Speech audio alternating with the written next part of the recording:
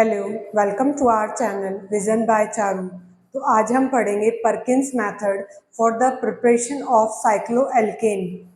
Perkins method से पहले मैं ऑलरेडी दो मेथड डिस्कस कर चुकी हूँ साइक्लोएल्केन की प्रिपरेशन के लिए, जिसमें से फर्स्ट मेथड था फ्रूट्स मेथड और सेकंड हम साइक्लोएल्केन बनाते हैं बाय रिडक्शन मेथड। तो यहाँ पे अब हम डिस्कस करते हैं परकिंस मेथड। ठीक है, स्टार्ट करते हैं। तो परकिंस मेथड को स्टार्ट करने से पहले एक वर्ड है मेलोनिक ईस्टर। इसमें एक चीज यूज होगी मेलोनिक ईस्टर, तो उसको बता देती हूँ कि पहले मेलोनिक ईस्टर होता क्या है। मेलोनिक ईस्टर आया तब होगा जब मेलोनिक एसिड आया होगा। तो पहले मेलोनिक एसिड का फॉर्मूला देखते हैं। क्या होता है मेलोनिक एसिड का फॉर्मूला? एक कार्बन, इसके इधर भी H, इधर भी H और इधर एसिड ग्रुप COOH और इधर भी एसिड ग्रुप COOH। अगर इस तरह से हम लिख लेते हैं तो ये मेलोनिक एसिड का फॉर्मूला हो जाएगा। और अब हमें इसे बनाना है मेलोनिक ईस्टर। तो मेलोनिक ईस्टर कैसे बनाएंगे वो देखना जरा। क्या करेंगे, ये जो ईस्टर का फॉर्मूला क्या होता है? RCOOR dash. इस तरह से होता है ना, RCOOR डैश, मतलब COO के एक तरफ भी कार्बन चेन, दूसरी तरफ भी कार्बन चेन। तो बस यहाँ क्या करना होगा, यहाँ पे ये हटा के, ये दोनों हाइड्रोजन हटा के इसको ईस्टर बनाने के लिए इसकी जगह कुछ कार्बन के ग्रुप लगा देने होंगे। तो हम इसको मेलोनिक ईस्टर बनाने के लिए यहाँ से H हटा के कुछ कार्बन के ग्रुप लगा देंगे। तो किस तरह से करेंगे एक बार देखना जरा। इस H को हटा देते हैं, इस H को भी हटा देंगे। अब जो ये H हटाएंगे हैं इनकी हम जगह लगा देंगे कार्बन के ग्रुप। तो मैं यहाँ पे लिख देती हूँ C2H5 और यहाँ पे भी लिख देती हूँ C2H5। ठीक है, ये क्या हो गया हमारे पास? मेलोनिक ईस्टर, ईस्टर वाला ग्रुप हो गया। अब अगर मेलोनिक ईस्टर का सोडियम सोल्ट ले तो वो क्या होगा? तो क्या होगा जरा देखना।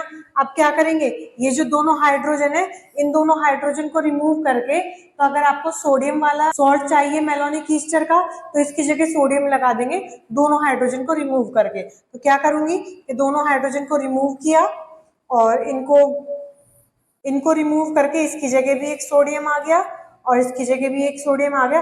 अब जो ये बना है इसे हम कह देंगे sodium salt of malonic Easter.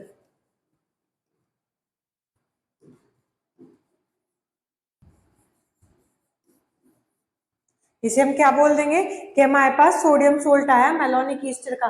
सबसे पहले हमने मेलोनिक एसिड देखा, फिर देखा कि किस तरह से मेलोनिक एसिड से मेलोनिक ईस्टर बनाएंगे। तो उस तरह के उसके इधर के COH के H हटाकर हमने C2H5 लगा दिया, तो वो क्या हो गया हमारे पास मेलोनिक ईस्टर। फिर हमें देखना था कि सोडियम सोल्ट क्या होगा मेलोनिक ईस्टर का, तो हम उधर के H हटा के सोडियम लगा देंगे, तो it will be the sodium salt of malonic Easter. ये ना डायरेक्टली यूज होगा यहाँ पे परकिंस मेथड के लिए, इसलिए जस्ट मैंने एक ओवरव्यू दिया है कि मेलोनिक ईस्टर का सोडियम सोल्ट होता क्या है। अब बस डायरेक्ट हम रिएक्शन देखेंगे परकिंस मेथड। ठीक है, अब स्टार्ट करते हैं परकिंस मेथड। तो अब जब परकिंस मेथड में मैं कहूंगी sodium salt of malonic Easter, तो आप कंफ्यूज नहीं हो ना कि ये क्या है, वो मैं ऑलरेडी बता चुकी हूँ साइड में कि है क्या मेलोनिक ईस्टर। तो अब स्टार्ट करते हैं परकिंस मेथड। हमने क्या किया, ये इथेन के दोनों तरफ Br लगा लिए, तो ये क्या है? डाई ब्रोमो इथेन, मतलब दोनों टर्मिनल पे एक एक ब्रोमो लगा लिया, तो इसलिए डाई ब्रोमो इथेन। और साथ में क्या ले लिया है?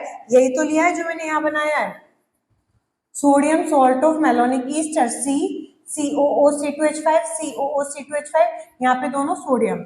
ठीक है, ये क्या ले लिया है? Sodium salt of malonic Easter. इसकी किससे रिएक्शन कराएंगे? Die bromo ethane. इससे जब हमने रिएक्शन कराई तो क्या होगा यहाँ पे देखना जरा। जो ये Na है वो एक Br यहाँ से निकलेगा और ये वाला Na एक Br यहाँ से निकलेगा, तो हमारे पास क्या निकलेंगे? NaBr के दो मॉलिक्यूल रिमूव हो जाएंगे। तो यहाँ से हमने NaBr के दो मॉलिक्यूल रिमूव कर दिए और क्या होगा, इस कार्बन की दो वैलेंसी खाली हो जाएगी। तो अब ये जो कहाँ से जाके जुड़ेगी, ये कार्बन एक तरफ से इस वाले कार्बन से जुड़ जाएगा यहाँ से और एक तरफ से इस वाले कार्बन से जाके जुड़ जाएगा। तो ये हमने यहाँ पे जुड़ता हुआ दिखा दिया कि जब Na रिमूव हो गया और उधर से Br रिमूव हो गया, दोनों की जो वैलेंसी खाली हुई है वो आपस में जुड़ गए। ठीक है, यहाँ हमने जुड़ता दिखा दिया और इधर की चीजें बिल्कुल एज इट इज रखी है। फिर इसका हमने क्या किया, वाटर के साथ इसकी रिएक्शन की, हाइड्रोलाइसिस किया, तो क्या होगा H2O। ये क्या है, H2O ही है, बस इसको कैसे लिख दिया, ऐसे तोड़ के लिख दिया H.OH। ऐसा तोड़ के क्यों लिखा वो देखना, दो मॉलिक्यूल लिए हमने वाटर के, तो एक मॉलिक्यूल ऊपर वाले पे लिखेंगे और एक मॉलिक्यूल नीचे वाले पे लिखेंगे। तो जो सी, ये अब यहाँ से बीच से टूटेगा, C2H5 अलग हो जाएगा और COO अलग हो जाएगा। तो जो COO की तरफ वाली साइड है उसकी तरफ हम H रख देंगे और C2H5 की तरफ हम OH रख देंगे। ठीक है, सेम हेयर COO की तरफ हम H रख देंगे और C2H5 की तरफ हम OH रख देंगे, क्योंकि हम दो मॉलिक्यूल लेके चले थे ना, ये पहला मॉलिक्यूल और ये दूसरा मॉलिक्यूल, दो मॉलिक्यूल लेके चले, दोनों मॉलिक्यूल यूज हो गए, एक ऊपर वाले ईस्टर ग्रुप पे, एक नीचे वाले ईस्टर ग्रुप में। ठीक है, जिसमें COO के साथ H गया वाटर मॉलिक्यूल का और C2H5 के साथ OH गया वाटर मॉलिक्यूल का। यहाँ तक सबको समझ में आ रहा होगा।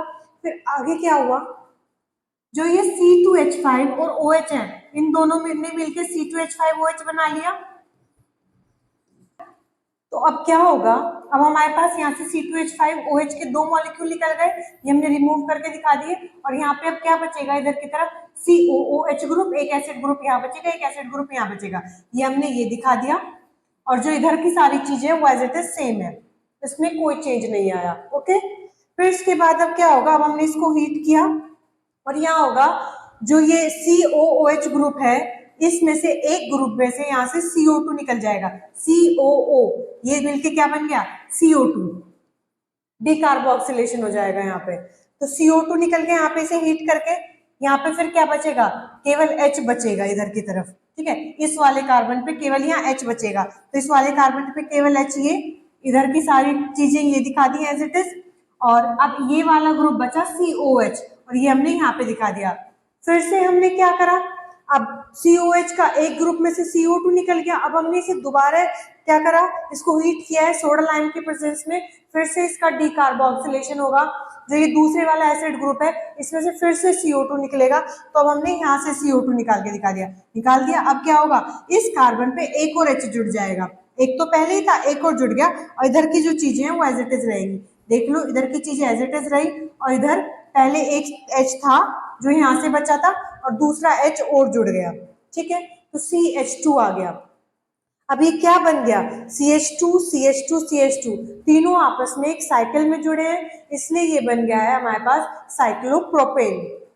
तो हम लेके क्या चले थे, हम सिंपल एल्केन लेके चले थे जिसके दोनों टर्मिनल पे डाई हैलोजन सब्स्टिट्यूटेड था, मतलब हम लेके चले थे डाईब्रोमोइथेन, ये लेकर चले थे डाईब्रोमोइथेन। फिर हमने इस डाईब्रोमोइथेन की रिएक्शन कराई थी sodium salt of malonic Easter, ये हमने यहाँ से रिएक्शन कराई। फिर आगे क्या किया, उसका हमने हाइड्रोलाइसिस किया, फिर दो बार उसमें से CO2 निकली, डिकार्बोक्सिलेशन हुआ, और जो हमारे पास एंड में प्रोडक्ट आया वो आया हमारे पास साइक्लोप्रोपेन। अच्छा, एक बात अगर आप यहाँ ध्यान दो तो देखना जरा, मैं स्टार्टिंग में जो कार्बन की चेन लेके चली थी यहाँ पे डाईब्रोमोइथेन में, हम दो कार्बन लेके चले थे और हमारे पास जो ऑब्टेन्ड हुआ है वो 3 कार्बन का साइक्लोएल्केन ऑब्टेन्ड हुआ है। तो इससे हमारे क्या समझ में आया कि आपको जितने कार्बन का साइक्लोएल्केन चाहिए उससे एक कम कार्बन का हम यहाँ पे डाईब्रोमो एल्केन लेके चलेंगे। ठीक है, और फिर एक कार्बन बढ़ के इसमें से जो हम यहाँ पे sodium salt of malonic Easter लेंगे, इसका एक कार्बन बढ़ के हमारे पास साइक्लोएल्केन बनकर आएगा। ठीक है, ये साइक्लोप्रोपेन की प्रिपरेशन बताई है। अब हम इसी से पर्किंस मेथड की हेल्प से ही अब हम पढ़ेंगे साइक्लोब्यूटेन कैसे बनाया जाएगा। तो नेक्स्ट हम देखते हैं साइक्लोब्यूटेन किस तरह से बनाया जाएगा बाय यूजिंग पर्किंस मेथड। अच्छा, जो अभी एक बात बताई है मैंने कि साइक्लोब्यूटेन मतलब आपको 4 कार्बन चाहिए लास्ट में जो हमारे पास प्रोडक्ट आएगा, तो उससे एक कम कार्बन वाला दैट इज प्रोपेन, और उसके दोनों टर्मिनल पे क्या हो, ब्रोमो। तो हम क्या लेके चलेंगे, इसका जो रिएक्टेंट होगा वो क्या होगा, डाई ब्रोमो प्रोपेन, क्योंकि हमें क्या चाहिए साइक्लोब्यूटेन, तो साइक्लोब्यूटेन से एक कम, तो 4 वाला चाहिए, तो 3 वाला हम लेकर चलेंगे डाई ब्रोमो प्रोपेन। ठीक है, और फिर उसकी किसके साथ रिएक्शन कराएंगे, sodium salt of malonic Easter, जो मैंने ये इधर की तरफ अभी आपको समझाया था। देख ले, स्टार्ट करते हैं। ये क्या लिया मैंने, 4 कार्बन का चाहिए तो 3 कार्बन, 1 2 3, तो हम क्या लेकर चले, डाई ब्रोमो प्रोपेन लेकर चले, ठीक है। और ये हमारे पास वही है, sodium salt of malonic Easter.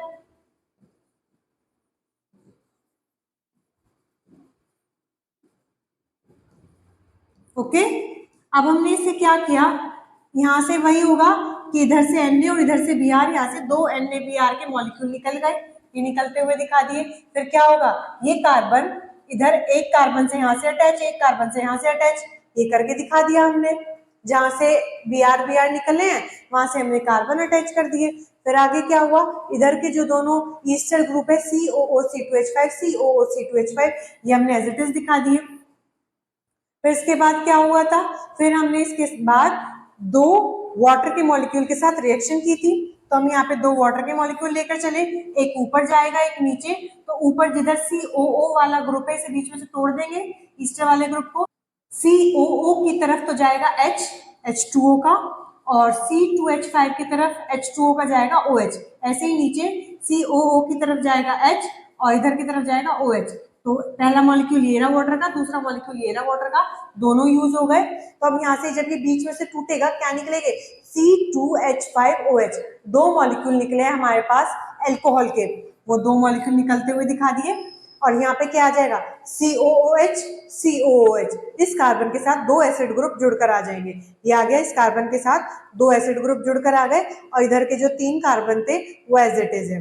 Okay, फिर इसके बाद क्या होता है, हम इसको हीट करते हैं और हीट करने से कार्बन डाइऑक्साइड निकलेगी बाहर। तो हमने इसको हीट किया तो क्या होगा, इस वाले एसिड ग्रुप में से CO2 निकल जाएगा, वो यहाँ पे निकल गया, ये हमने CO2 रिमूव होके निकाल दिखा दिया। एक कार्बन कम हो गया होगा और ये जो H है, ये H इसके साथ जुड़ गया होगा, इस वाले कार्बन के साथ। देखना, यही दिखाया, वो H यहाँ पे जुड़ता हुआ दिखा दिया, और जो ये COOH ग्रुप था ये हमने यहाँ दिखा दिया। ओके, फिर से आगे क्या होता है, अब इसको हम फिर से इसका डिकार्बोक्सिलेशन कराते हैं और सोडा लाइम के साथ इसे हीट करते हैं। करा, सोडा लाइम के साथ हमने इसे हीट किया, तो फिर ये क्या होगा, जो दूसरा एसिड ग्रुप था अब उसमें से CO2 निकलेगा। मतलब इसमें क्या होता है, 2 बार CO2 निकलता है, मतलब 2 कार्बन कम होकर हमारे पास प्रोडक्ट बनता है। फिर से CO2 निकला, फिर ये जो H है वो इस वाले कार्बन पे दिखा देंगे हम, ये दिखा दिया यहाँ पे। और जो अब हमारे पास ये मिलकर आया CH2 CH2 CH2 CH2, क्या आया, ये 4 कार्बन साइकिल में आ गए। This is the cyclobutane.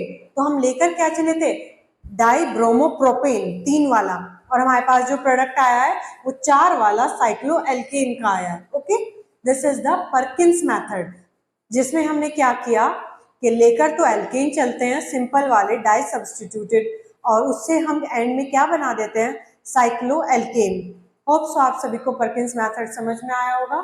So thank you for watching, like share and subscribe our channel vision by Charu.